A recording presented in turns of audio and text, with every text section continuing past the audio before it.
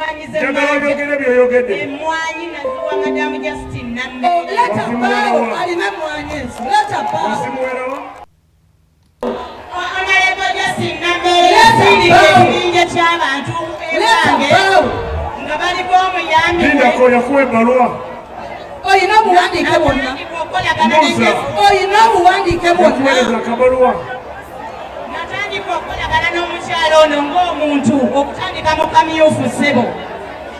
Okuva mu kamyufu namuwe emmwanyi n'okunsasula namala kwereega. Honorable yasayiningako. Justin Nammere. Okay, lindako. Mu kusooka wangambye madamu genda mpola. Lindako. Mu kusooka wangambye nti wafuna esimu okuva mu ofisi ya NRM. Nga Justin Nammere alina chairman ba NRM. Nabasangayo. Ani yakubira? Justin Nammere. Ye yakukubira. Waliwo ne ba chairman ba NRM bonna. Mr. Badam, omuntu bw'abeera wabuvunaanyizibwa n'akubira simu ng'akwetaaga ng'omuntu. Yogera n'ekitiibwa. Kuli kaleekaano. Kakati njagala kumanya. Honorable Nammere ye yakukubira essimu n'agamba ndeetera emmwanyi. Okuva mu kamyufu nze namuwa emmwanyi. Nkubuuza ekibuuzo ye yankubira essimu.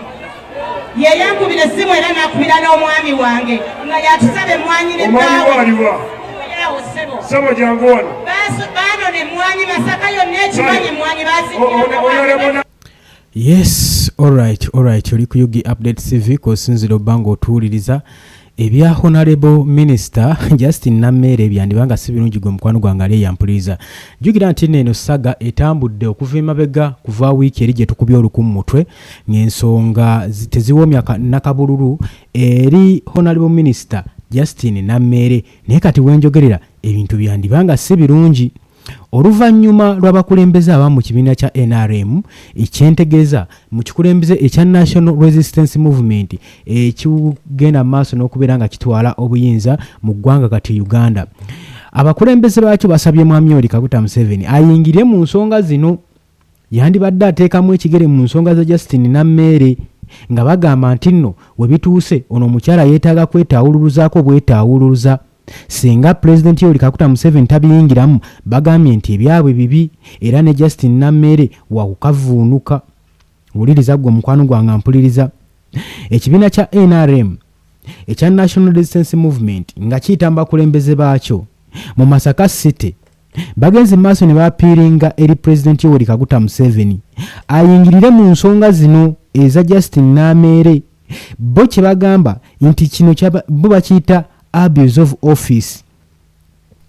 Bo bagamba tebagenda kutunulira office ng'egenda maaso n'okuvumaganyizibwa office ya local government, era nga bagamba nti state minister owa local government Justin Nammere yeetaaga okubeera ng'anoonyerezebwako ne office engeri gy'agivuddemu, era abakulembeze bagamba tebagenda kubeera nga basirika busirisi nga balaba ebikolwa nga bino bigenda mu maaso n'okuba nga bituusibwawo. Wuliriza ng'akatambi w'okalabye awo nno we tugenda okubeera nga tutandikira olunaku olwaleero. Oli ku UG Update TV kosinzira obbanga otuwuliriza gwe natanatweyungako nkutegeeza nti kirya wansi waliwo ekigambo subscribe kikooneko obeere nga otweyungako. Abali mu diaspora ntegeeza abali Qatar, Oman, Dubai, Saudi Arabia, UK, USA mwe bali kwekuumira ku mayingo gano aga UG Update TV. Nga we nkugambye nti bya Honorable Minister Justin Nammere si birungi azze alwanagana ne Sageno okuva wiiki eyise emabega gye tukubye olukumu mutwe. Kakati nno abakulembeze nga we nkugambye abawangalira mu kibuga Masaka abava mu kibiina baagala Yoweri Kaguta Museveni ayingirire mu nsonga zino, tebagenda kukkiriza vumaganya w'ofiisi ya local minister local government.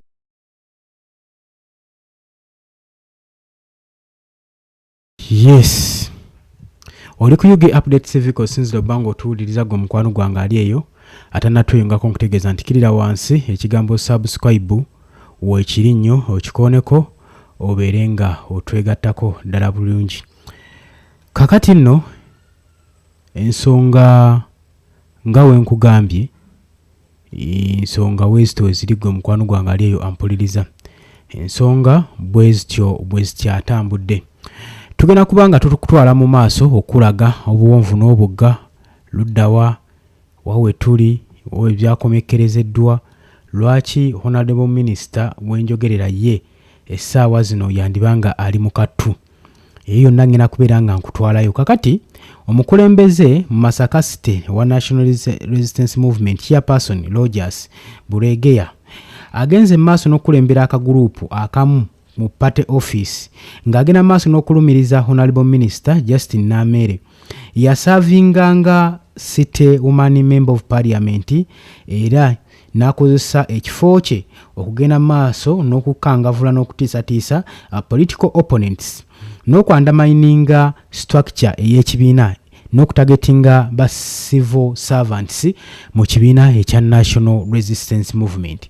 Kati ono bamuvunaana byazze agenda maaso n'okukola era akatambi kenkuteereddeko kennantera okubanga nkuddizaako osobola okubeera ng'okoota buliro era okamalayo bulungi nnyo kalaga embeera y'okusikangana omuguwa eri obukulembeze nga kireflecting ekifaananyi ky'obukulembeze bwa Justin Namere honorable minister byandibanga tebigenda kubanga bitambula bulungi nnyo era bannakibiina kya NRM bavuddeyo mu kabinja ne beegatta kukuba omulanga n'okwekubira enduulu eri President Yoweri Kaguta Museveni ayingire mu nsonga zino kubanga Justin Namere yandibanga yeefudde kirala agufudde mugano ogw'okukozesa obubi office ogenda maaso n'okuvumaganya structure y'ekibiina kino ekya National Resistance Movement nga badressing a meeting mu NRM structure leaders nga party offices mu Kizungu zone Masaka City Buregeya agamba agenze maaso n'okuresolvinga okupatitioninga Yoweri Kaguta Museveni okusiikinga nga banoonya audience ye okupresentinga grievance mu nsonga eno era n'agattako ng'agamba nti minisita agenze maaso n'okuba nga avumaganya woofiisi era ng'obuyinza bwe avumaganyizza abukozesezza bubi era ng'agenda maaso n'okuba nga aprosecutinga basupporters ab'ekibiina kino ekya National Resistance Movement ng'agenda maaso n'okuba nga akuma mu ntalo omuliro eri abakulembeze ab'ekibiina kino era ng'agamba nga tagetinze ba civil servants wansi wa enforcing accountability. Uliriza okusinziira ku chairperson Rogers agamba bannakibiina kya NRM nkuyanja ba structure leaders abatagenda maaso na kuwagira Justin Namere mu kaseera akakamyufu bafuuse target eri anti-corruption era yabataddeko nga target eya anti-corruption operation bayagala okubanga atandikirako Justin Namere era bo bagamba kino ekikolwa bakivumirira era bakivumirira ddala nnyo kubanga bwe baba batunuddemu oluvannyuma lwa false implications ezigenda mu maaso n'okubateekebwako ku government wealth creation program balabira ddala nga bali mu kattu ate nga tewali bujulizi bukakasa ku nsonga zino. Wiiki eyise emabega Justin Namere wamu ne senior local government minister Balamu bagenda mu public anti-corruption bonanza mu kibuga Masaka ne bagenda maaso n'okukodalinga okukwata kwaba several peoples mu Musageno abagambibwa okubeera nga be bali mu draft eya minister Namere ng'agenda maaso n'okubeera nga influencinga police ne judicial process okutekinga structure okususpectinga n'okuteekawo effort okubanga bano abakwate abagambibwa nti nno bayinyigira mu buli bwonguzi tewabwebwa beyiro wadde bondi kyokka ate nga balakinga evidence erumiriza bano abantu bwe bakwata kyokka nga tulabye akatambi nga kalumiriza Justin Namere nti emisango gyagenda mu maaso n'okukakatika ku balala ate yagenda mu maaso n'okugizza. Chairperson era agenda mu maaso n'okugamba nti ba victims bafunye okutya eri ba local leaders ne ba civil servants olw'oluvannyuma lw'okuteekawo effective service delivery, era nga kigambibwa nti batiisiddwa okumobilizinga NRM structure leaders.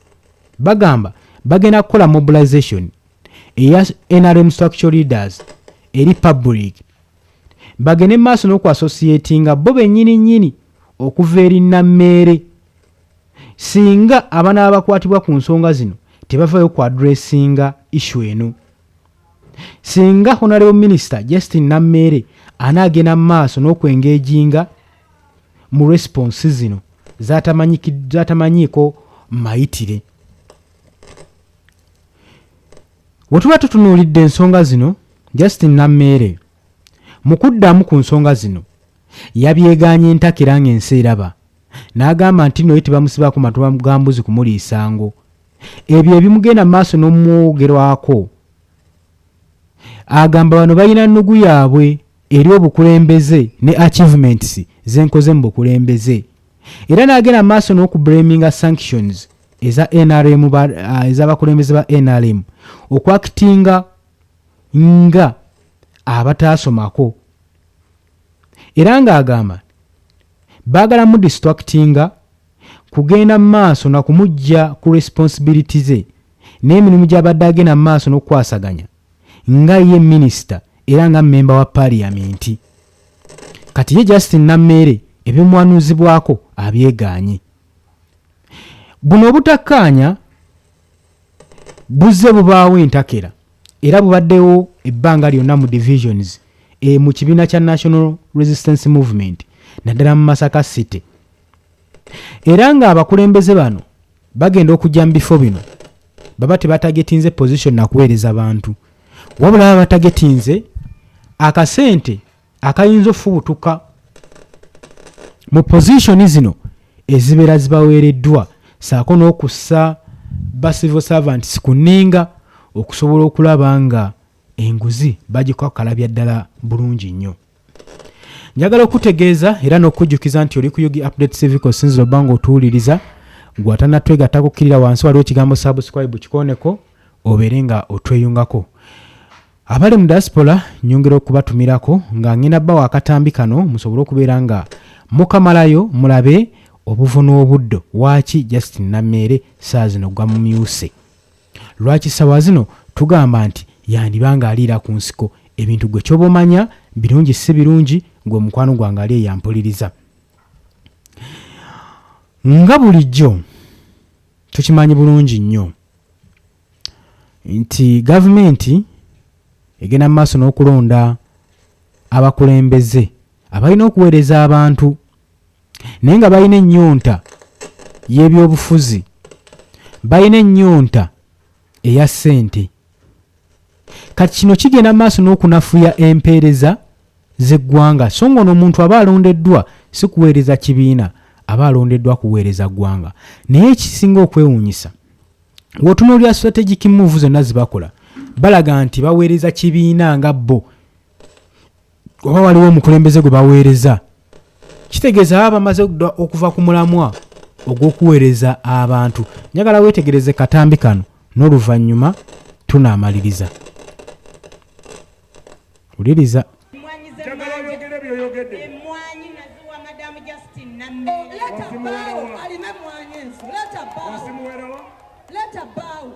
Honorable Justin Nammeere yasindika ekibinja ky'abantu Lindako yakuwa ebbaluwa. Oyina obuwandiike bwonna. Oyina obuwandiike bwonna. Yakuweereza akabaluwa. Natandika okukolagana n'omukyalo ono ng'omuntu okutandika mu kamyufu ssebo. Okuva mu kamyufu namuwe emmwanyi n'okunsasula namala kwereega. Honorable yasayiningako. Justin Nammeere. Okay, lindako. Mu kusooka wangambye madamu genda mpola. Lindako.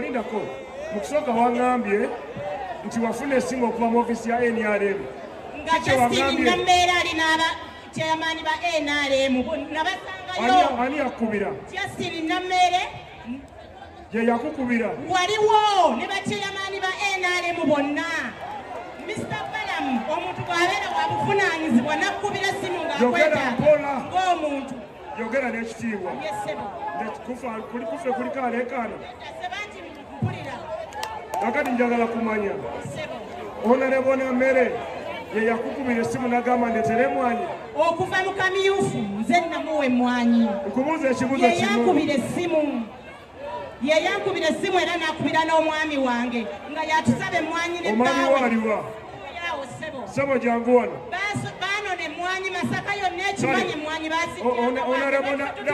wulira toyina mpisa kiki yogera mpola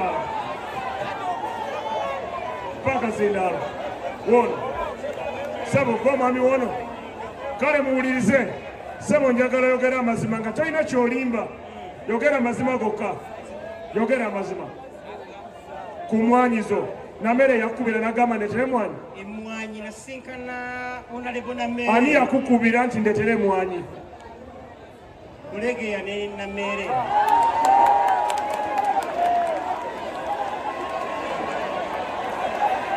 kale bannange okay mumpulirize basaba mumpulire bulungi minisita mumanyi bulungi minisita ensonga z'emmwanyi yazimbuliddeko ate era yazibulirako ne State House Controller Bulegeya n'agamba nti ayagala babasasula omulundi gutya naye nga nagambye minisita nze mwennyini naku nga 3 emabega nengamba minisita nkolera lisiti y'abantu ababanja pulezidenti tasobola kugaba mmwanyi z'omunaku natamusasula so njagala okendeeza obusungu bwo n'omumwa ate gwe naawe njagala obeere omukyala wo mugambe omukomeko tugenda kwogera ne pulezidenti ngenda kumuwandikira ebbaluwa mugambo olina abantu bewawe emmwanyi baliwe bati kati mwegase bamu mwena ab'emmwanyi mubanja 15 mwena ab'emmwanyi ababanja RDC babanja milioni 15 bonna.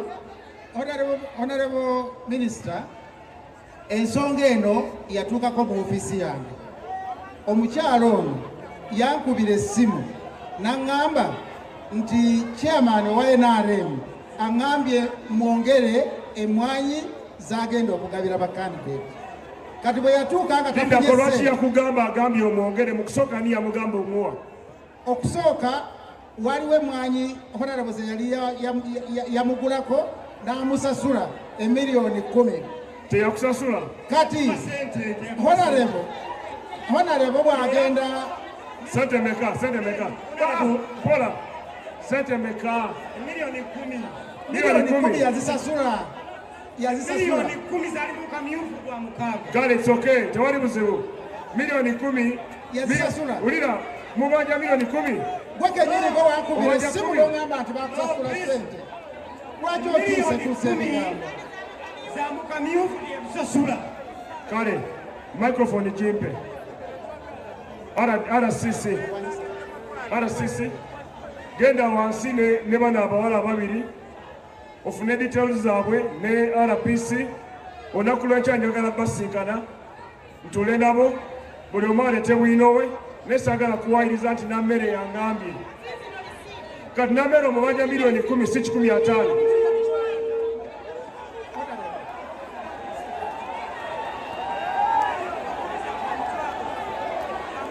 Kali 15 za Bulegeya za Namere ate za Bulegeya kale it's okay. Kale mugende wansi.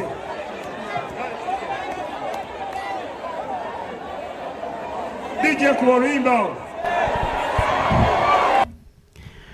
Yes, embeera yeeyo nga Honorable Minister emutabuseeko bonna ba local minister ku local government naye ensonga yali ebizze ng'esusse w'omulamuzi era bwenjogerera obukulembeze oba woofiisi y'obwa local government eri minisita Justin Namere yandibanga eri mu kasuubo gwo mukwano gwange mpuliriza. Obadde muwuliza mulungi nnyo webale kwekumira ku Yugi Update TV. Mbaagala nnyo abali emitala w'amayanja mbatumiddeko nnyo, abali Katoman Dubai Saudi Arabia, abali mwena ku kyombo kya Buwalabu abagenda okubanga mukakalabya mbategeeza nti mukola kyamaanyi nnyo okwekumira ku mayingo gano. Mbaagala nnyo, mweraba.